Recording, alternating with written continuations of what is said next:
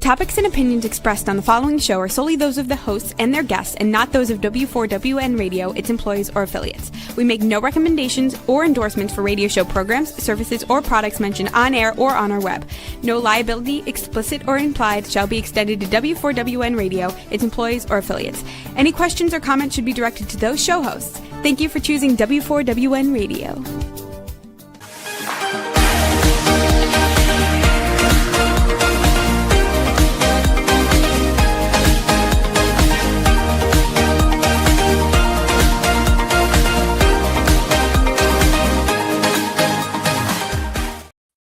Hello and welcome to Fearless, Fabulous You. I am your host, Melanie Young, and thank you for joining me on this mighty beautiful spring day in March. Wherever you are, it's beautiful where I am in New Orleans. But why am I wearing my Elvis sunglasses, which I love? Because we're going to go to my home state, Tennessee. I'm a born and bred Chattanooga girl. But we're going to Nashville, or as I call it, Nashville, because it has some of the best dining these days. And this is where I picked up my Elvis sunglasses. We're going to talk music and food with a celebrity there. Yes, a celebrity who is got a new cookbook out. And I was listening to her music last night. She's like a TikTok phenomenon.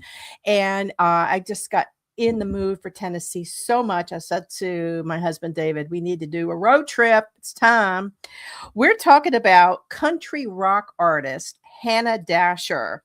She became a sensation in Nashville and beyond, has a loyal following and a very popular TikTok program, which we're going to talk about.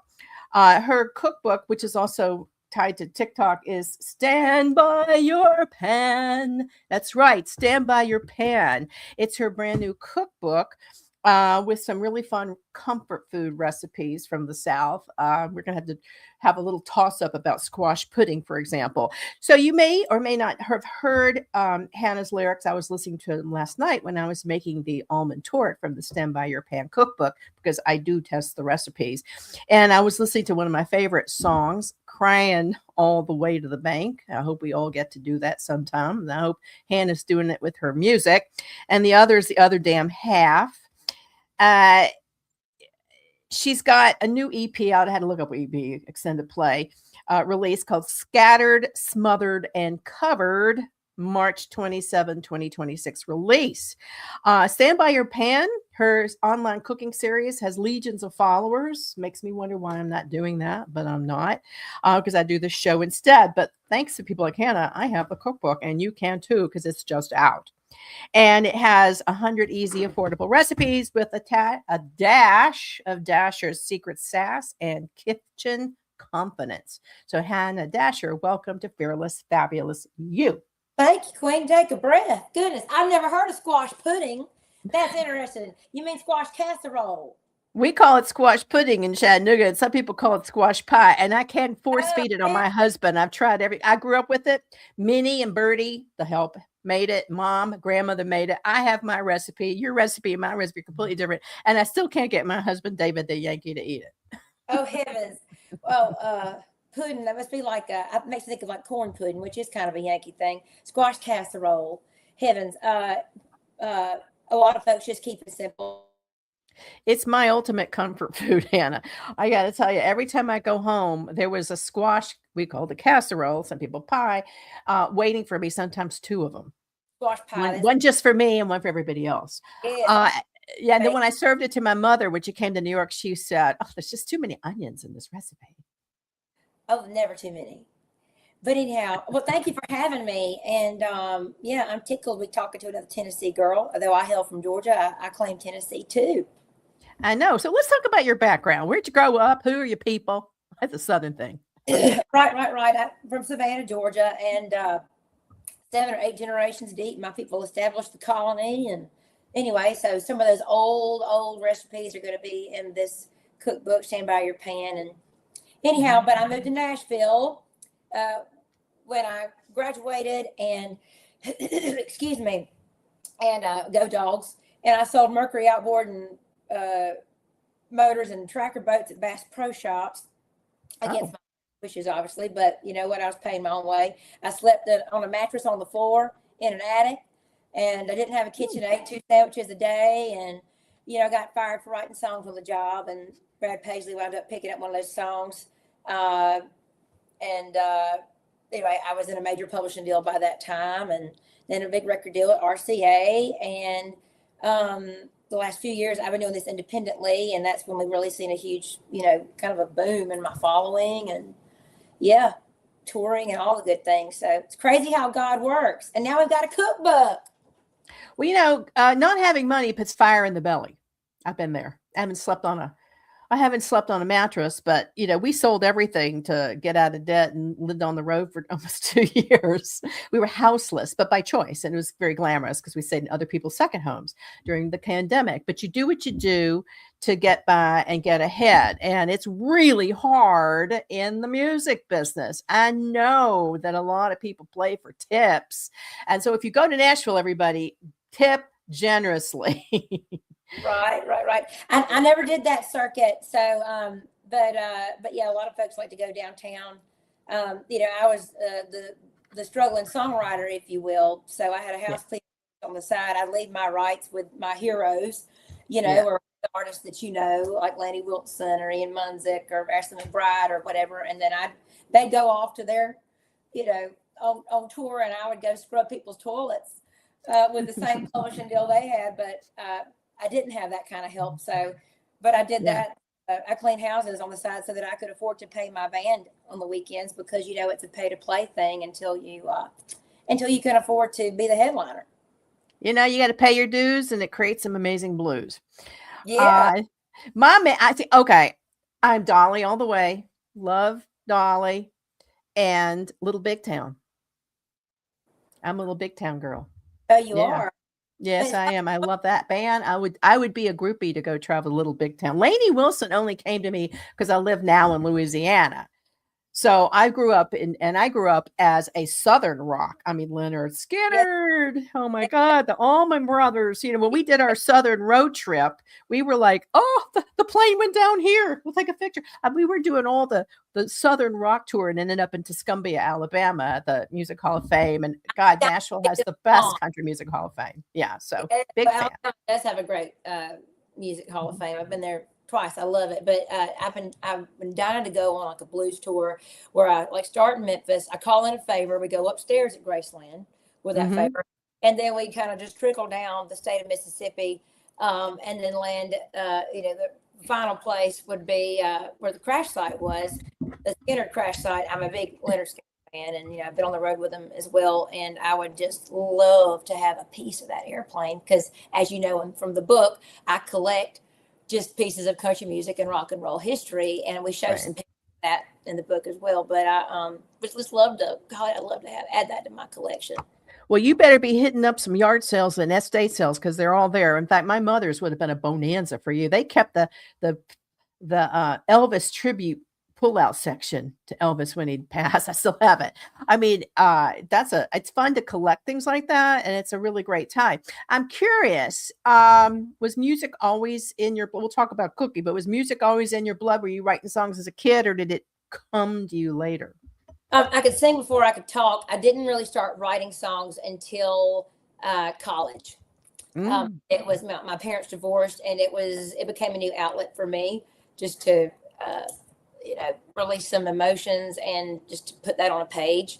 And it's crazy how God works. He used a hurt like that to make something, something great and something that would reach other people. So I'm still writing. Well, a lot of country music and country rock, which I want to say, because there's country music, there's different types of country. Your country rock is based on pain, divorce, death, debt, cheating, lying, screwing, drinking. Blessed. And Jesus. Coon dogs. Lord. Trucks. Divorced.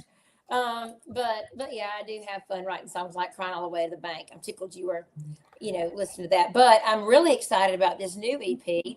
I wanted to pull a song out of the vault right in time for the release of the cookbook, and a song that had a little bit to do with food. I pulled out a song, Waffle House. I wrote it with Hall of Famer Mark D. Sanders. It's funny. It's kind of a don't come home drinking with loving on your mind thing.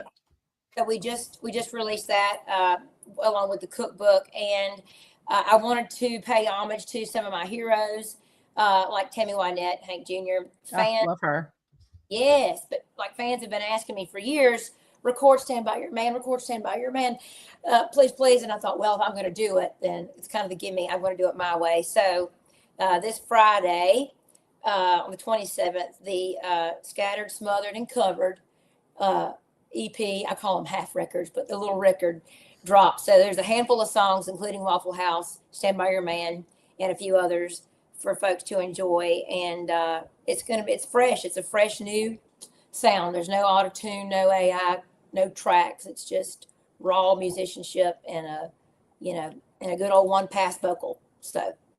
So where will my people get to see this or watch this? Wherever they stream music. And right. See me live. I'm on the Grand Ole Opry again coming up April the 30th.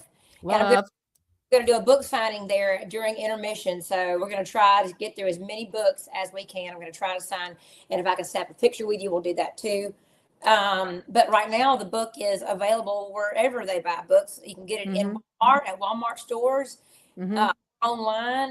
You can get it at Amazon, Barnes & Noble, Books A Million, all the things, and Indigo in Canada, across tickled. But bring your books to my shows and I'll sign them there, y'all. Let's just flash that book cover up while we talk. Juan's our wonderful engineer, and she's holding it. Juan's going to put the photo up in the lower right so everybody can see it.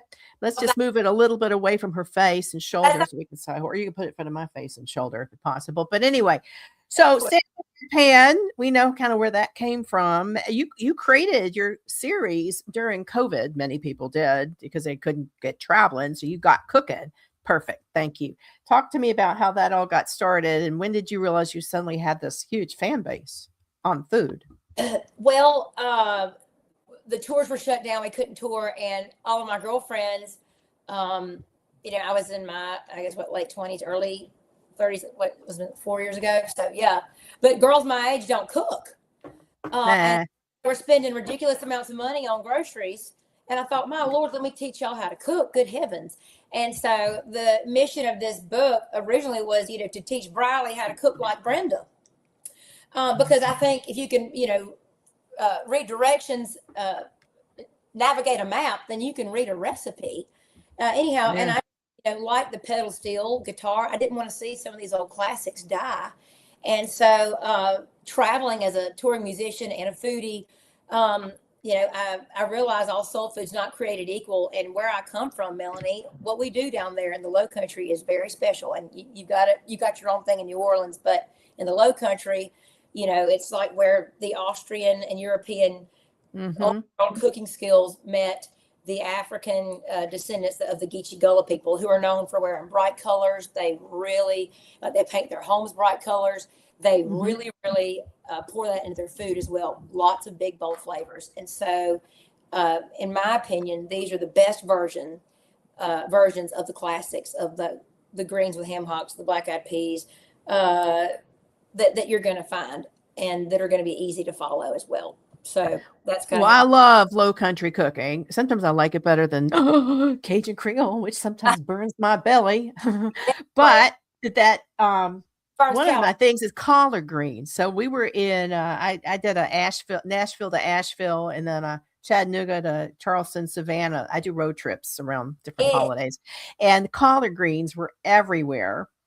And I wasn't allowed to eat collard greens as a young girl. That's what Minnie, the lady who worked for us, would cut up and cook. And my mother was like, ugh, gross. But I love them. And you have a dip in here, a collard green dip. I've never known that didn't like collard greens. But yes, ma'am, collard green dip. Well, I mean, spinach dip is good, but it's a little basic in my opinion. If you got well-seasoned greens, you can even use the old boy greens in a can. But collard green dip, it's fun. It's interesting, but it's delicious and easy to make. I just, I whipped it up in front of a live audience here in, Tucson, I think last weekend. It was fun at South by Southwest as well in Austin. And it's a hit. Eat it with pork rinds. Oh, it's so good, girl. One of the things that's interesting, Hannah, and a lot of my snobby food people, and I grew up, I had a long career. I started the James Beard Awards, and I work with some of the snobbiest people in the world. elitist, entitled. One day I'm going to write a tell-all.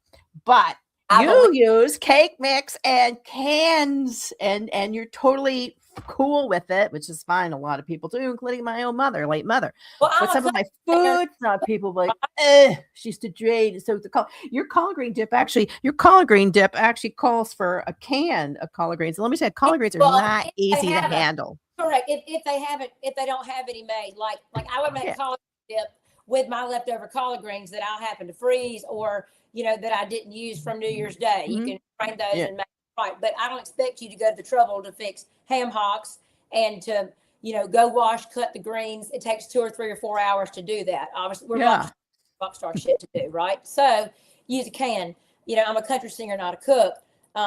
Loretta Lynn, Tammy Wynette, Reba McEntire all have cookbooks, all cook. And I'm inspired by the fact that, like Tammy and Loretta, could have a meal on the table while rushing off to go play the Grand Ole Opry. And I think that's an art. That's a lifestyle that's dying. And I want to keep some of that around, because I think we owe it to ourselves and our families, married, kids or not, to have a meal at the table, if not once or twice a week, with your phones and your devices turned, off or away, and just engage with one another.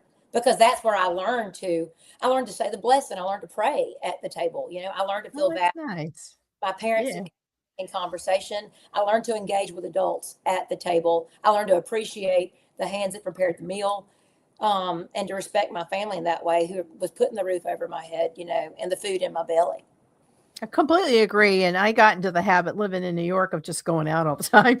Like I kept shoes in my oven. Okay. I really didn't have any food anywhere other than champagne. And then that was my single girl life. And, well documented. And then I met domestic David, whose mother was a home cook for 3 sons and very thrifty New England. And the guy just loves to cook. He just loves the mise en place. And usually I'm asleep by the time he has the dinner ready, because he really does a beautiful home cooked meal. But I'm like, when I'm hungry, I'm hungry. But we have learned, and we have like a marriage, 19 years now, over 20 together. We have learned to coexist in the land of, I want to make reservations and he wants to make dinner. Well, as long as there's a good balance. I love that. But back to your James Beard, comment. I am a foodie, and I'm friends with Joshua Wiseman and now Ford Fry as well, who's a fabulous chef with some great restaurants here in Nashville. And I can make a bechamel sauce if I need to. But my fans, my audience, I have to write for my audience as a songwriter and an entertainer. And so I wanted to include a lot of these recipes that went viral. And again, like avocado green and things that I want to keep around, these tacky shirts from the 70s that I just love so much. I wanted these recipes to cater to strike a nostalgic chord within people, and to show this generation, is it what, Gen Z, the next one behind? And I'm a millennial, but again, I want them to know how to fix this stuff, so that while they're taking care of me in retirement, I can have what I want. I can have some collards and macaroni, or some cat head biscuits. Darn straight. You got to relate to the people who relate to you. And let's face it, not everybody. A lot of people are single moms or working a couple of jobs, because it's getting more expensive to buy food. Living is more expensive, and food is getting expensive. And sometimes you just got to, I just want people to eat vegetables. So I'm just grateful if people get any kind of vegetable, frozen, canned, or fresh. And sometimes it's not easy to get fresh. Trust me. Ask me that in August in New Orleans, when there is nothing here, because everything is just dead. Crazy. So, I think it's great. I just want to note, in addition to that collard green dip, you have collard greens. My way to get everybody to eat them here is to put the apple cider vinegar and some sweet into it to tenderize the collard greens. That's the secret, right? Absolutely. That's in there too. And a little Holy Spirit, girl. Absolutely. But one of my favorite dishes in the book is the fried chicken livers with port wine sauce. It's so good. It's really rich. And if you don't have port wine, Bing cherries with the juice from Bing cherries is delicious too. And but to me, this is about saving money. Chicken livers aren't expensive. Oxtail is through the roof. Can you believe it now? But this is, this teaches you ways to pinch pennies, because I had to do that for so long in Nashville. I've lived off of $40 to $50 a week for groceries. And so now I'm just grateful that I open my fridge and it's full, or I can go to the grocery store and buy whatever I want. I'm so grateful. Or when I look at all my guitars, stacked up, I remember a time when I had to sell them all so that I could pay my band, borrow guitars to write songs and borrow guitars to play shows with. So again, I'm just grateful to have what I have. Well, cooking can root you and remind you of your roots. And when I was just starting out and living on $50 a week from Tilly the Teller in Atlanta, Georgia, when Wow. Tellers at Tilly the Teller, we would I ate so much tuna fish and quesadillas with my other Melanie, my roommate, because I had roommates and we were both like living on $50 a week. And you just, that's what you do. You learn to you shop wisely and cook wisely as well, or in my case, just make it easy and fast because we were career girls. I think it's great. The squash casserole, which you have here, Vidalia onions, red pepper, of course, yellow squash. What got me is you add chicken soup, scratch from scratch. You do a from scratch cream of chicken soup, or you can go get the other brand that makes it regular. And that was the one thing. And grated carrots. I thought that was interesting. And bell pepper. Mine is just squash, 2 eggs, cheese, onions, and a little bit of breadcrumbs. And then my grandmother would put grape nuts on top or cornflakes on top. And that was it. So yours has a lot more going on. Well, I've never had squash casserole that didn't have bacon in it and cheese and a little bit of, either mayo and eggs or sour cream and eggs, or, just have a little bit. You got a little sour cream or a little something in a casserole. And I prefer homemade cream of chicken because I save my chicken fat, and I've got, celery and onion all the time, but I don't use it. I chop up and just keep in the freezer so I can whip that up really quickly without the MSG and stuff in it, and it really just kicks your recipes up a notch. I teach you how to make that as well. Which I don't think is rocket science, but a lot of folks, my followers aren't, chefs, if you will.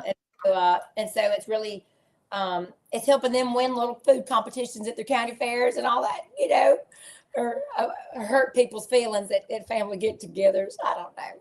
I interviewed a woman who was the #1 blue ribbon country fair cookbook woman. Really? I interviewed her. I can't remember her name, but Carrie Bachman, the publisher, she hooked me up to best publicist ever.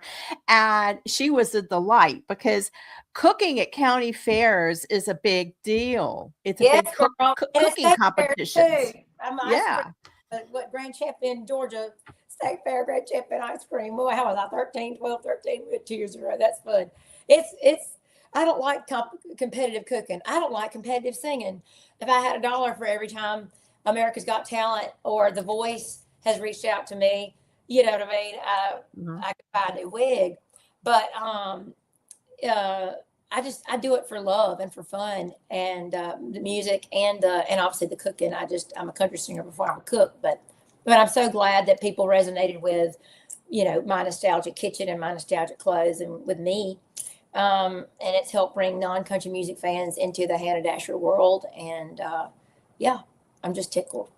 Well, let me tell you, cooking to country music is really fun. Cooking to any music is really fun. Everybody should cook to music. I have WWOZ radio on all the time here because it's the greatest station ever. It's based in New Orleans. You can hear it everywhere, but we switch off sometimes. And like I said, last night I was listening to some of your music while I was cooking, and I made the easy almond tort. It had 3 words in it, make it easy, almond, and tort, because I bake. I have a fear of proteins. David handles all the meats and stuff like that. But this was so easy because easy is incredibly just softened butter, sugar. I may try honey next time. Flour, 2 eggs, salt, vanilla extract, almond, and slivered almond. I mean, it's so easy. Yeah, I wouldn't use honey because it liquefies whenever it would change it. You wouldn't get that chewy, decadent texture that this thing renders. So but as long as you got a cast iron skillet and some aluminum foil, honey, you don't even have to have a hand mixer. I can whisk it up, with elbows. Yeah. The chewiness. So we let it cool. I had it this morning, and the chewiness just got to me. It's saying to me, because it reminded me of it was a little denser than an almond croissant, but it had that chewy flavor texture. I love. Like so a blonde good. cocaine, right? Yeah, really, really, really good. And now I have to ask you about this one. I haven't made it, but I had to laugh. And what's the connection to Naomi Judd? Possum pie. Possum pie is in the book. Yes, yes. Well, that funny Naomi story. I was working the red carpet at where was I? The CMA, the CMT Awards is what it was actually, and Winona and Naomi were coming through as well. Anyway, and Winona was like, she came up and got me. She's like, "Hey, I want my mom and I've been watching your TikTok videos during quarantine. We love you. Can we please get a picture? I want Mama to meet you." And I was like, "Yes, girl." I was, I'm a huge Judds fan, so I just could cry inside. But anyway, the first thing, I know. when I was like, well, Mama, this is Hannah. We were watching her videos, and Naomi goes, "Bitch, you better take that wig off of your head. I'm supposed to have the tallest hair here." And I laughed. And she passed away just 2 weeks ago. And so I wanted to include that moment and and dedicate a recipe to them. And it came down to that Jell-O salad that Winona loves, or Naomi's possum pie. And possum pie has such an interesting title. It's like, you got to see what is that, but it's basically our classic chocolate delight that we call it back home in the deep South. And I just make mine a little bit richer. It looks like a lot of fun, as is the banana pudding. I'm going to try your cat head biscuits because I love to make biscuits. Yes. And I'm going to try that one next because, I'm going to get out the cast iron skillet. We've got a lot, but you got to try it. Yeah. This size. It's got to be this is a number 3 skillet, or like an 8-inch by 2-inch. Like when I made these on Rachel Ray a couple of years ago, they had an 8-inch, but it was like a little shallow skillet. So it needs to be deep because you're basically frying these things in lard. So follow these recipes to a T. Don't make substitutions. Follow them to, and you'll get the texture. You'll get great results. Otherwise, don't tell folks it's my recipe. Well, particularly with biscuits, because I did an article called the Biscuit Whisperer. I had biscuit. Yeah. I had oh my God, I'm having a brain fart. I had Chadwick Boyd, Virginia Willis, and the great Natalie Dupree. They were my biscuit whisperers. They helped me because I was like, I got to master a biscuit, and I had to master the biscuit I grew up with. And I was living in New York. So it all started with the white lily flour, the white lily flour. White Lily was so impressed by the article. They sent me the world's biggest rolling pin. Did they? It has to be. And you put baking soda in it, which is my little secret to give the height. It says putting together in the buttermilk. I mean, it's just the recipe I follow on White Lily, but the White Lily doesn't add the baking soda in. I added it and you added it because I like my biscuits tall. Yeah, a little bit of soda. Well, and you're a Chattanooga girl, and I believe that's their home, Martha White, White Lily, all that over there. Yeah, Martha White is somewhere down there in White Lily. They're all in Tennessee, along with Little Debbie. There's a science to biscuit making that a lot of folks underestimate. The editor of this cookbook included. He flew down from Jersey and wanted to watch me do this in my kitchen, literally. Because there's a certain science to cat head biscuits. What's the biscuits in general? It took me a couple of years. One of my little debutante friends at Georgia. Georgia taught me, or tried to teach me, and I just didn't do it enough to get really good at it. And so I used quarantine to teach myself. And because that's what I did. I look like I ought to make a good biscuit. You look like you've got a thigh gap. You look skinny. But anyway, I'm a little healthy. So Honey, I moved to New Orleans and gained 20 pounds, and my doctor said, you are going to have a heart problem because you moved to New Orleans, you gained 20 pounds. Everybody had the COVID-19 pounds. And I live in a high fat, high salt, high everything area, but I had to tailor down. I also just had some surgery. So I'm like, you look fabulous, darling. You do. You. It's a balance for me too. I've been on a weight loss journey for several years, and before there was an Olympic shot available, and Wilson Mebinier, celebrity trainer, he is a dear friend of mine, and he's gotten me those Sheryl Crow guitar arms that I've wanted for years. And I mentioned him in the book, and there are some healthy options as well as stand by your pan. You don't have to sacrifice flavor as well. A lot of these recipes are some that I use for meal prep during the week that fans wanted to know, and like the Get Your Man green beans, and that my viral chili that's on there. I use ground turkey, and Brian Baumgartner from The Office. people watch the TV show The Office. It's hilarious with the big chili episode. It's my favorite episode. It's hilarious. But he put out a chili cookbook a couple years ago, and so he's also featuring this chili in that book. But it's a great recipe. No, the white chili. Yeah. So what's the Get Yo Man? The Get Yo Man has a recurring theme in the recipes. What's that all about? Get Yo Man. The Get Yo Man. Well, it's just my way of saying that it's damn good, and it might get you a ring, or a proposed to, or a husband rather. Anyway, I don't know about you, but when I'm dating a fella, they'll frequently propose over a meal, only to joke or pretend. Rather, I haven't pulled the trigger on one yet that I want to keep. But anyway, it's just a Hannah-ism, just to kind of make you laugh when you read it. Are you in a relationship now, or are you happy and single? Not. Everyone thinks I'm dating that cornbread cowboy in the viral internet series that we do. Yeah, I saw a bunch of stuff on the internet, but I don't believe it until I hear it from the facts. Oh, man, I love him. We're good friends, but we are just friends. That's purely platonic. But no, I'm waiting for Scott Eastwood to call me. He still has to call. Hoping that he will. Well, I got my man, and he loves to cook, clean. Yeah. He's convinced I'm going to poison him if I do anything with food or dishes. Brings me coffee in the morning. So my new theme is I don't want to be a nurse or a purse. I do write lyrics in my sleep and write them down by them. I don't want to be a nurse or a purse. That's what most of my friends. One of my friends says she just wants to meet a band that's she's from Atlanta. She's so funny. One of her friends says she wants to meet a band the numbers are 100, 103, and 108. He's 100 years old with a temperature of 103, and he has 108 million in the bank. And she wants to meet him. I love that. Oh my God. Gold digger. Rich one. My hoochie grandmother that anyway, people have been loving that series online, and with my Nana, who been married 5 times, and so was Tammy Wynette, but Nana's also a fabulous cook, and so a lot of folks have asked. Yes, I do talk about the fun hoochie grandmother in this cookbook, Stand By Your Man. But they can get it again anywhere. Get it at Amazon, or they can buy it in Walmart or on Walmart.com. Books with me and Barnes giving me a lot of love. So, but this book, whether you cook or not, is going to leave you in a better place than it found you. Cooking leaves you in a better place, and eating better food will leave your body in a really better place. I'm curious. My grandmother was very important to me, Hannah. And when I was packing up my mother's house in Chattanooga in 2022, after she passed, I found in the bottom of the basement, among all the junk, binders of recipes from my grandmother, handwritten, noting the little lady, the Mahjong friends, I'm going to write a book, and we started cooking them. Good. You know? I hope you better treasure those things. And I do. My sister had a lot that burned in a house fire, and so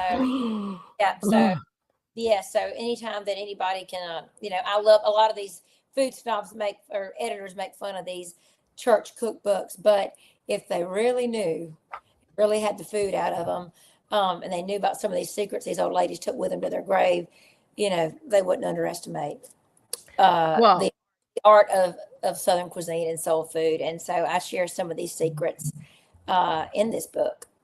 Is there a recipe that connects you most with your grandmother, and is it a maternal or paternal grandmother?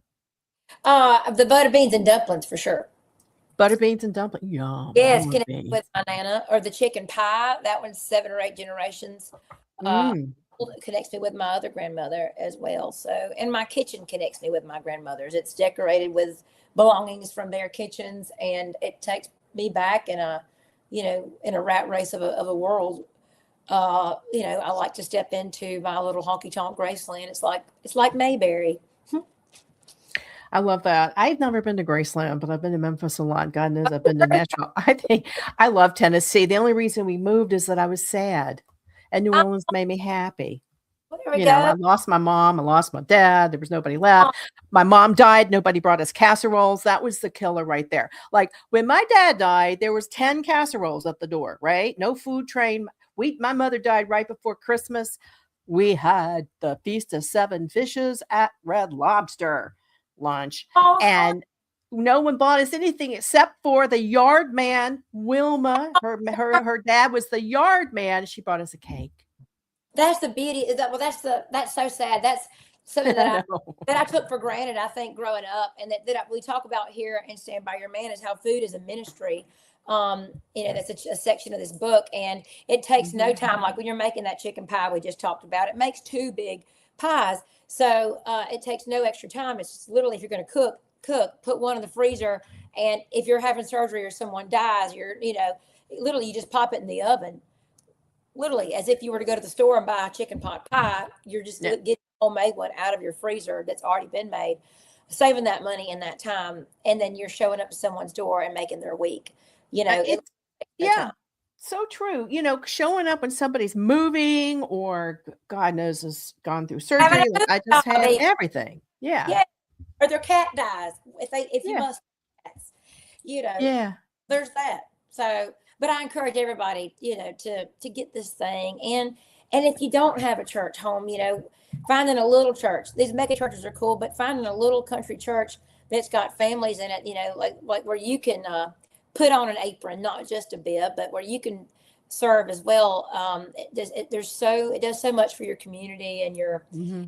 to have a family that isn't your blood, to be there to love on you, to cook for you, and Hmm.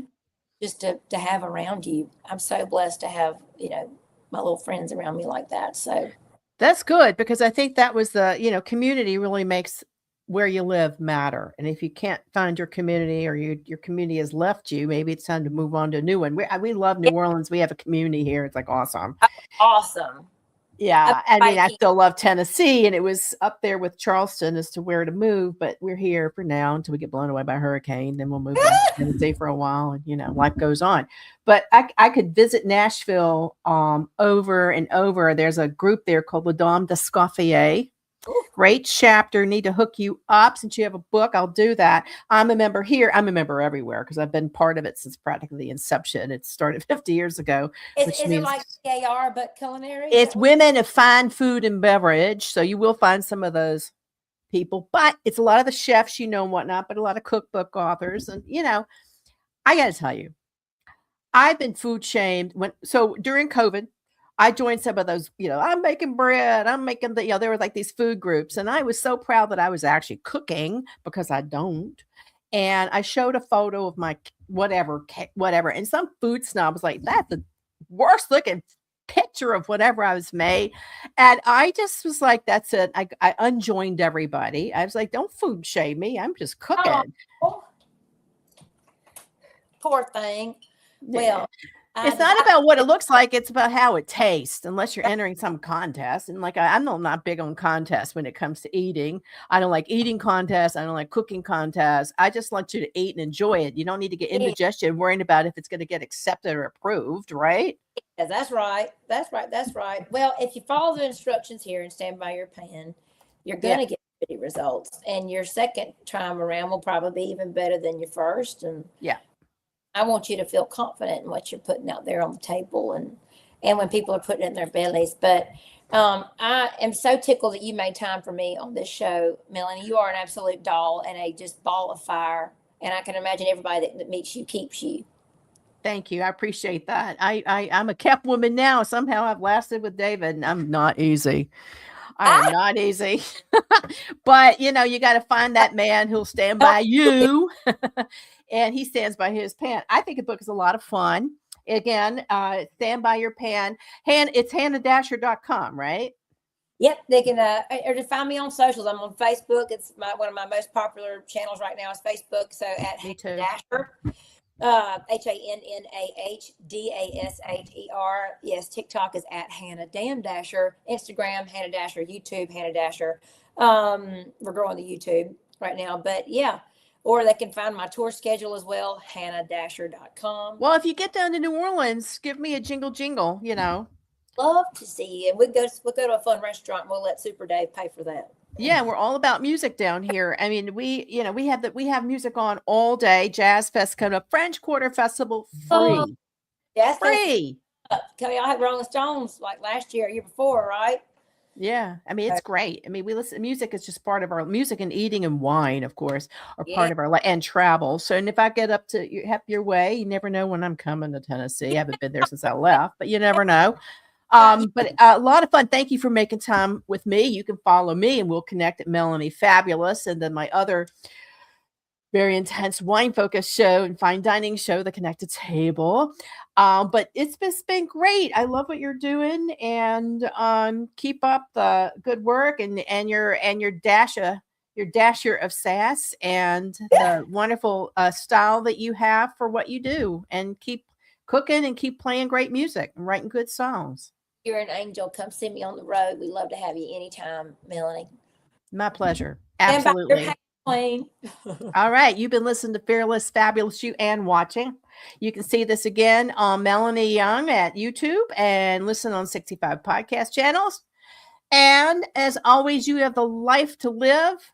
Choose to live on your terms, not on terms that other people set for you. You can make changes at any age and stage.